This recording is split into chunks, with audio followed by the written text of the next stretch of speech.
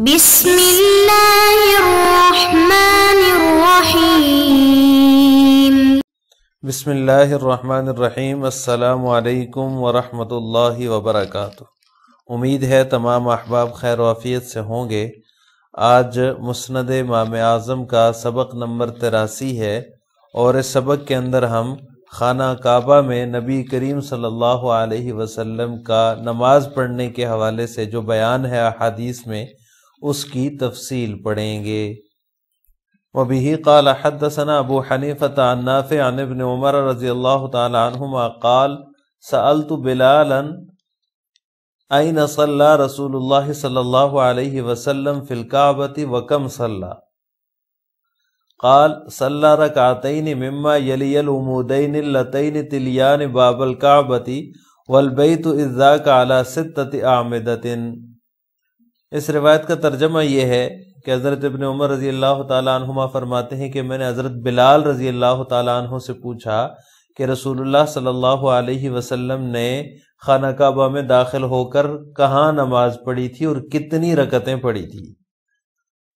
قال، تو انہوں نے فرمایا صلی رکعتین، آپ صلی اللہ علیہ وسلم نے 2 رکعتیں جو ہے وہ پڑھی ان 2 ستونوں کے درمیان جو باب کعبہ کے قریب ہیں، جو باب کعبہ کے نزدیک ہیں۔ والبیت اذ ذاک علی 6 اعمدۃ، اور بیت اللہ اس وقت جو ہے وہ 6 ستونوں پر استوار تھا، یعنی بیت اللہ کی چھت کے نیچے جو ستون کھڑے تھے اس وقت وہ 6 ستون تھے۔ وبه قال حدثنا ابو حنیفة عن حماد عن سعید بن جبیر عن ابن عمر رضی اللہ تعالی عنہما ان رجلا سأله عن صلاة النبي صلی اللہ علیہ وسلم في الكعبة يوم دخلها فقال صلى في الكعبة 4 ركعات فقال له أرني المكان الذي صلى فيه فقال فبعث معه ابنه ثم ذهب تحت الأسطوانة بحيال الجزعة۔ وفي رواية أن ابن عمر رضي الله تعالى عنهما قال صلى النبي صلى الله عليه وسلم في الكعبة 4 ركعات قلت له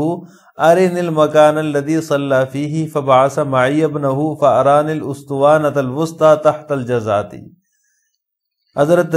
سعید بن جبیر رحمہ اللہ تعالی رضی اللہ تعالیٰ عنہ فرماتے ہیں کہ ایک آدمی نے حضرت ابن عمر رضی اللہ تعالیٰ عنہما سے پوچھا کہ نبی کریم صلی اللہ علیہ وسلم جب کعبہ میں داخل ہوئے جس دن تو وہاں نماز پڑھی تھی؟ یعنی کہ آپ صلی اللہ علیہ وسلم جس دن کعبہ میں داخل ہوئے تو اس دن آپ صلی اللہ علیہ وسلم کی نماز کے متعلق اس نے سوال کیا۔ فقال، تو ابن عمر رضی اللہ تعالیٰ عنہ نے فرمایا کہ آپ صلی اللہ علیہ وسلم نے خانہ کعبہ میں 4 رکعتیں پڑھی تھیں۔ اس شخص نے کہا کہ مجھے وہ جگہ دکھا دیجئے جہاں آپ صلی اللہ علیہ وسلم نے نماز پڑھی۔ فقال، تو فرماتے ہیں کہ انہوں نے سعید بن جبیر رضی اللہ تعالیٰ عنہ فرماتے ہیں کہ انہوں نے جو ہے وہ اپنے بیٹے کو ان کے ساتھ بھیجا، پھر وہ جو ہے وہ انہیں کھجور کی درخت کی جڑ کے سامنے والے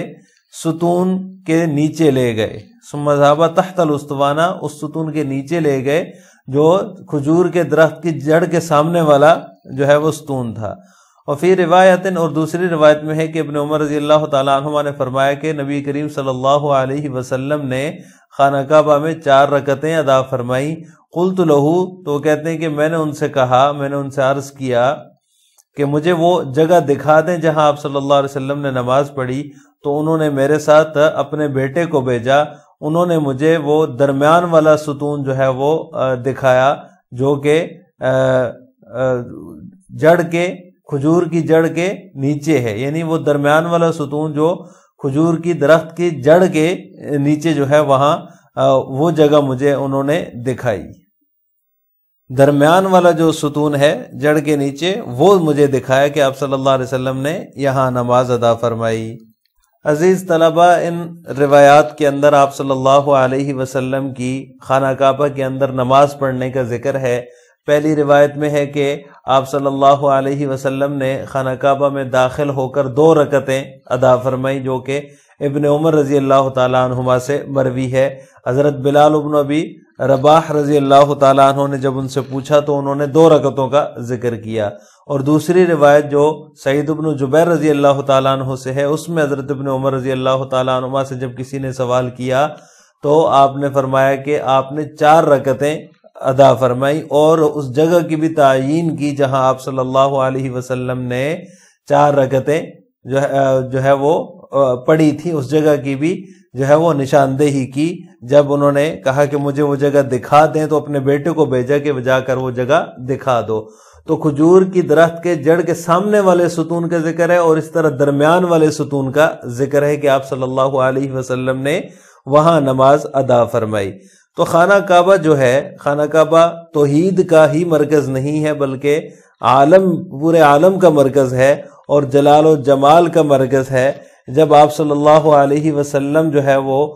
خانہ کعبہ کے اندر داخل ہوئے تو اس وقت وہ عجیب وقت تھا، کیونکہ جو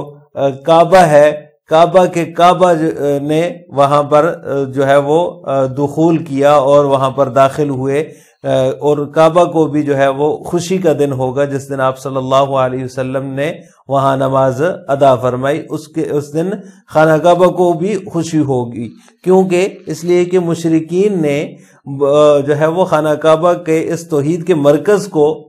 شرک اور بت پرستی کا گڑھ بنا دیا تھا، اور طرح طرح کی جو ہے وہ بت رکھے ہوئے تھے جن کو وہ پوجا کرتے تھے۔ حضرت ابراہیم علیہ السلام کے زمانے کے بعد جو ہے آہستہ آہستہ ان کے اندر شرک پیدا ہوتا گیا، اور اس کے بعد جو ہے وہ یہاں تک کہ جب آپ صلی اللہ علیہ وسلم دنیا میں تشریف لائے تو وہ ایک شرک کا مرکز تھا۔ وہاں پہ 360 بت انہوں نے رکھے ہوئے تھے، جن میں بڑے بت بھی تھے، چھوٹے بھی تھے، سب ملا کر 360 بت انہوں نے خانہ کعبہ کے اندر رکھے ہوئے تھے، جو کہ توحید کا مرکز تھا۔ تو اس کی جو وہ پرانی والی تازگی تھی جو حضرت ابراہیم علیہ السلام کے زمانے میں تھی، وہ جب آپ صلی اللہ علیہ وسلم وہاں تشریف لائے اور خانہ کعبہ کے اندر داخل ہوئے، حضرت بلال رضی اللہ تعالیٰ عنہ کی صدا سن کر جو ہے وہ اس کی تازگی دوبارہ لوٹ آئی خانہ کعبہ کی، جو عرصہ دراز سے مفقود ہو چکی تھی۔ یعنی عرصہ دراز سے اس کے اندر وہ تازگی نہیں تھی، ماند پڑ چکا تھا بت پرستی کی وجہ سے، اس کی روشنیوں کو گویا کہ بت پرستی نے ماند کر رکھا تھا۔ تو جو حضرت ابراہیم اور حضرت اسماعیل علیہ السلام کے زمانے میں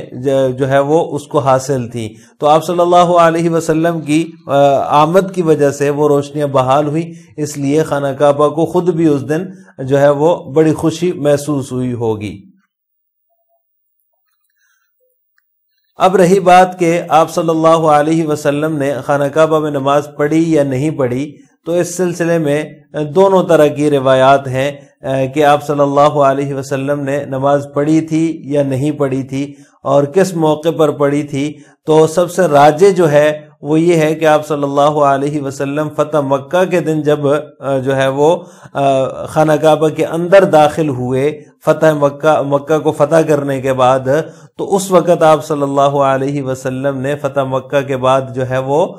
نماز خانہ کعبہ کے اندر ادا فرمائی تھی۔ جیسا کہ حضرت بلال، حضرت اسامہ اور حضرت ابن عمر رضی اللہ تعالیٰ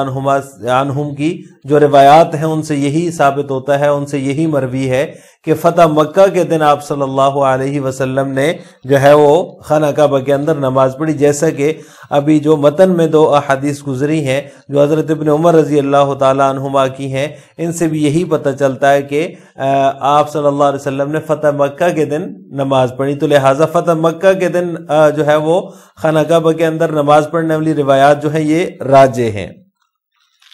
اور اسی طرح دوسری روایات بھی ہیں کہ حجۃ الوداع کے موقع پر بھی آپ صلی اللہ علیہ وسلم خانہ کعبہ میں داخل ہوئے تھے، لیکن اس موقع پر نماز نہیں پڑھی تھی، صرف تکبیر اور تحلیل پر ہی اکتفا کیا تھا۔ تو لہٰذا حجۃ الوداع کے موقع پر تکبیر اور تحلیل پر اکتفا کرنا یہ راجح ہے، روایات سے راجح یہ معلوم ہوتا ہے۔ ابن عباس رضی اللہ تعالیٰ عنہما کا اسی پر اصرار ہے کہ حجۃ الوداع کے موقع پر آپ نے اندر نماز نہیں پڑھی، بلکہ یہ ہے کہ آپ صلی اللہ علیہ وسلم نے تکبیر اور تحلیل پر ہی اکتفا کیا۔ لیکن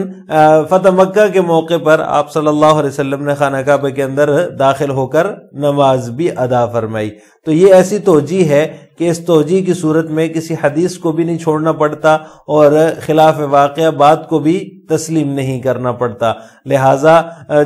جن روایات میں آتا ہے کہ آپ صلی اللہ علیہ وسلم نے خانہ کعبہ میں نماز پڑھی تو وہ جو ہے وہ فتح مکہ کے موقع کی روایات ہیں کہ آپ صلی اللہ علیہ وسلم نے فتح مکہ کے موقع پر نماز پڑھی۔ ان جن روایات میں آتا ہے کہ آپ نے نماز نہیں پڑھی، صرف تکبیر و تحلیل پر اکتفا کیا، تو وہ حجۃ الوداع کے موقع کی روایات ہیں۔ ان روایات کو ہم اس پر محمول کریں گے، اور راجح بات یہی ہے کہ حجۃ الوداع کے موقع پر آپ صلی اللہ علیہ وسلم نے نماز نہیں پڑھی بلکہ تکبیر و تحلیل پر ہی اکتفا فرمایا۔ لہٰذا آج کے سبق کا خلاصہ یہ ہوا کہ ہم نے خانہ کعبہ میں نبی کریم صلی اللہ علیہ وسلم کی نماز پڑھنے کی جو ہے وہ تفصیل پڑھی ہے۔ آخر میں آپ سے 2 سوال ہیں۔ نمبر 1، نبی کریم صلی اللہ علیہ وسلم نے کس موقع پر خانہ کعبہ کے اندر نماز ادا فرمائی؟ نمبر 2، مشرکین مکہ نے خانہ کعبہ کو کیسے بت پرستی کا مرکز بنا رکھا تھا؟ ان دونوں سوالوں کا جواب آپ نے اختصار کے ساتھ کمنٹ باکس میں دینا ہے۔ السلام علیکم ورحمۃ اللہ وبرکاتہ۔